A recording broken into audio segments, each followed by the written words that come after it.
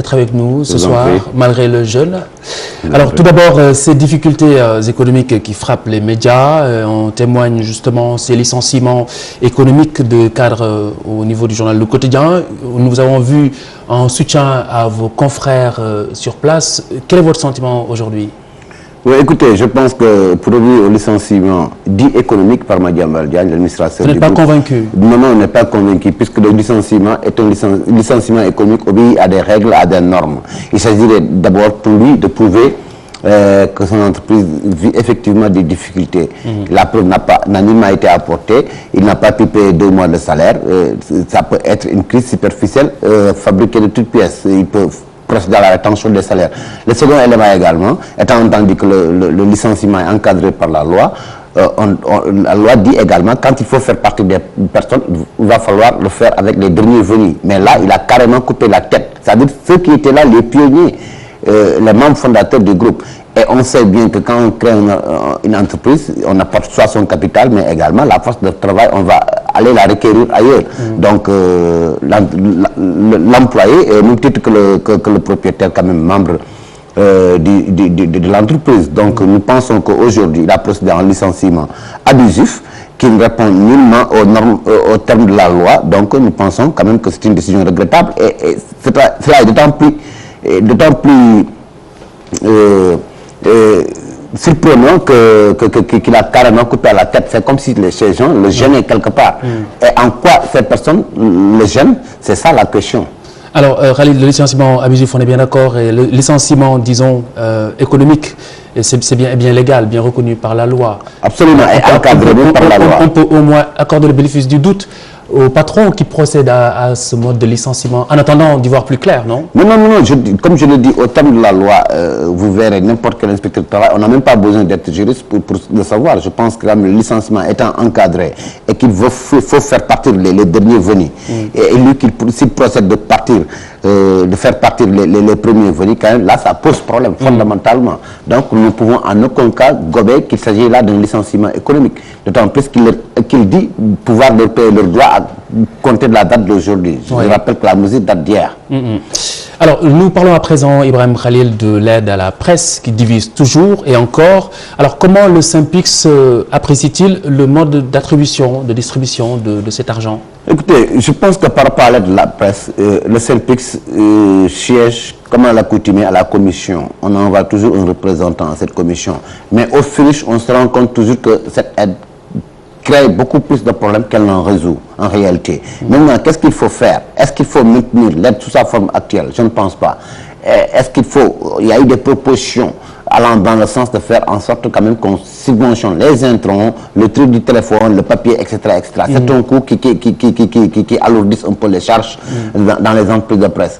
Cela dit, je pense également qu'il n'y a pas une lisibilité très claire. Les gens ne disposent pas de critères définis qui leur permettent de dire que telle somme peut être affectée à tel groupe ou bien à tel organe de presse.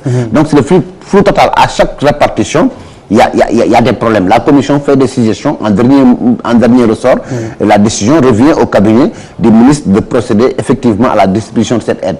Mais je pense qu'aujourd'hui, il faudrait qu'on aille vers autre chose que de donner des espèces sonnantes et une déclinaison de cette aide, justement, en intrant, c'est cela? Oui, probablement. Et je pense que si le code de la presse passe, il y aura une autre forme d'octroi de cette aide. Mais à l'état actuel des choses, quand même, je pense que l'aide aiguise des appétits. Il y a des journaux qui sont créés superficiellement et je pense qu'on ne respecte pas les critères. Donc les critères de désignation, vous les avez en tête très brièvement? Oui, les critères, c'est qu'il faut que l'organe soit régulier, que l'organe ait un certain taux de pénétration. Mais ce qui est beaucoup plus important pour le travailleur est que l'organe puisse payer, puisse disposer d'un crédit social, autrement dit que les travailleurs qu'on puisse leur reverser leur cotisation sociale aussi bien à l'IPRES qu'à la caisse de sécurité sociale.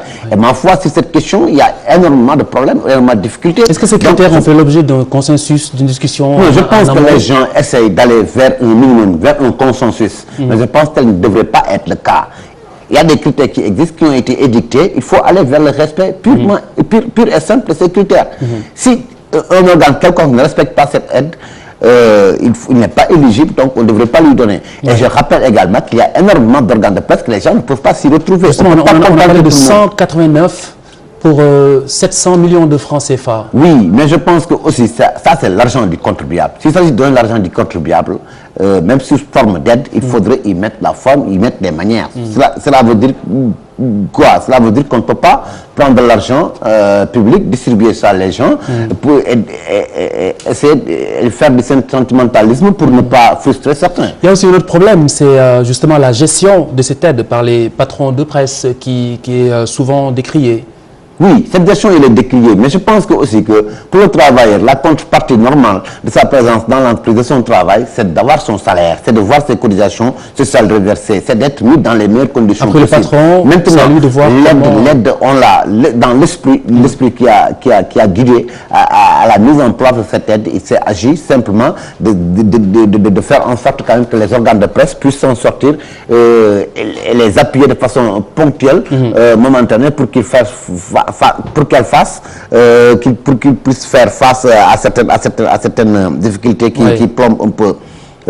Qui les plombe un peu. Donc je pense qu'il ne s'agit pas en réalité de reverser ça au travail. Ce n'est pas une aide aux travailleurs des médias, mais c'est une aide à la presse. À l'entreprise même. Oui, à l'entreprise même. Très bien. Alors la presse en ligne, justement, nous en parlons, ne doit-elle pas faire justement l'objet d'une étude sérieuse et objective, compte tenu à côté des charges réelles qui plombent la presse classique?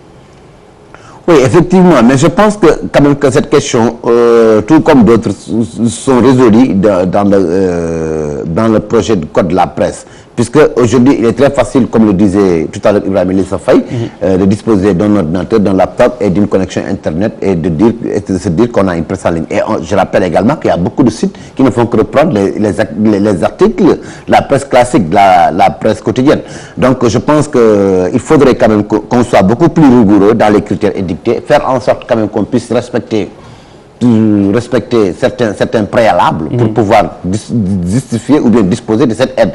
Et je pense que globalement, même au-delà de cette aide, il s'agit d'avoir une visibilité beaucoup plus grande par rapport à l'entreprise de presse, ce qu'elle est, comment elle doit être coachée et managée au quotidien.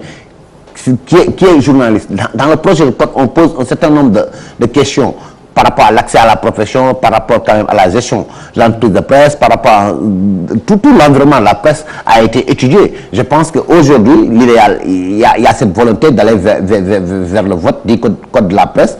On va se démultiplier, on va faire tous les efforts possibles pour faire en sorte que le code puisse être adopté. Donc vous êtes en train de dire que les solutions sont en attente d'être validées? En tout cas, le code apporte bon nombre de solutions à toutes nos interrogations, à nombre de nos interrogations possibles.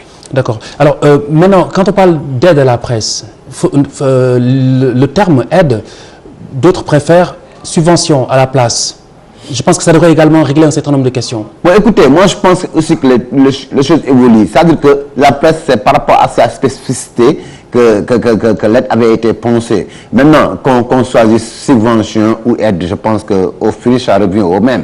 Il faudrait faire en sorte quand même de disposer, qu'on ait des médias performants, professionnels surtout, et très dynamiques, qui apportent des inputs, qui apportent une certaine plus-value par rapport à la marche démocratique, par rapport à l'information citoyenne. Cela dit, c'est comme l'administratif fiscal. Il y en a d'autres qui s'insistent pour dire pourquoi, mon Dieu, les entreprises de presse en bénéficieraient, alors que ceux qui lancent ces initiatives sont comme d'autres Sénégalais qui choisissent d'investir d'autres créneaux ou bien d'autres secteurs, qui pensent que quand on fait une entreprise, c'est pour au finish avoir une certaine plus-value. Malheureusement, certains diront pourquoi on fait un amnistie fiscale à la presse et pas à d'autres entreprises. Donc je pense qu'il y aura toujours débat sur certaines questions de fond. Mais une entreprise normale, bien structurée, ne doit pas dépendre ou bien attendre l'aide de la presse pour vivre ou pour survivre. Alors Ibrahim Khalil Ndiaye, dernière question qui concerne la liberté d'expression. Est-ce qu'au nom justement de cette liberté d'expression, tout le monde, journaliste ou pas, peut créer son site internet, l'alimenter avec des RSS et donner des informations peu fiables et surtout exposer d'honnêtes citoyens à des injures avec ces commentaires anonymes à foison sur la toile? Ben écoutez, moi je pense que quand même que le travail d'un journaliste diffère du travail d'un blogueur ou bien de quelqu'un d'autre, comme on appelle un journaliste citoyen qui voudrait par exemple faire quelque chose par rapport à l'information. Non, le journaliste, il a des règles de base avec lesquelles il travaille. Oui. C'est-à-dire que le travail de base demeure la vérification, le recoupement de l'information. Un journaliste ne peut pas avoir une information, quelle qu'elle puisse être,